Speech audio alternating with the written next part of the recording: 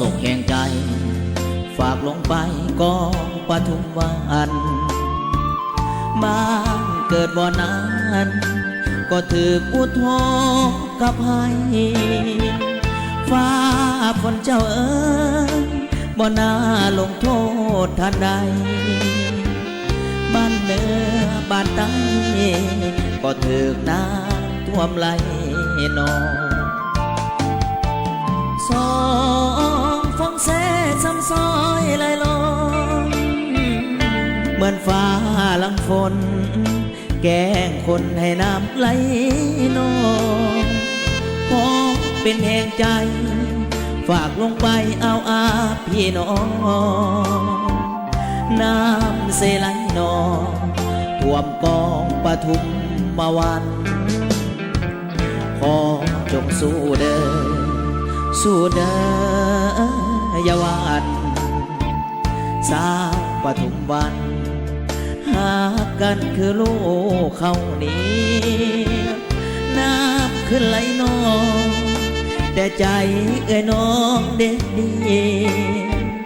สวยอยากดีขอเป็นแห่งใจส่งให้ขอฝากลงไปเป็นเสียงเพลงส่งลงขอส่งเป็นเสียงแทนใจลุงป้าเอาจงผ่านวิกฤตนี้ไปขอเป็นแห่งใจจงอย่าได้มีใจท้อถอย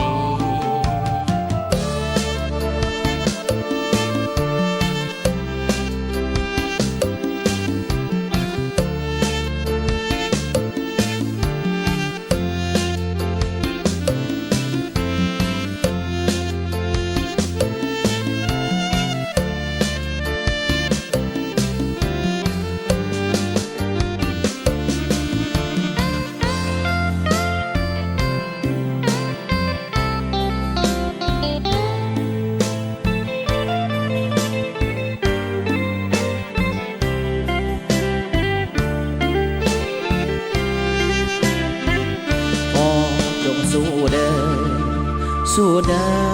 ออย่าหวาดสาวปทุมวันหากกันคือลูกเขานี้น้ำขึ้นไหลนองแต่ใจเอ้ยน้องเด็กดีสวยอยากดี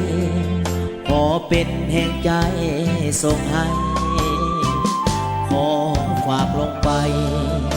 เป็นเสียงเพลงส่งลงขอส่งเป็นเสียงแทนใจลุงป้าเอาจงผ่านวิกฤตนี้ไปขอเป็นแห่งใจจงอย่าได้มีใจท้อ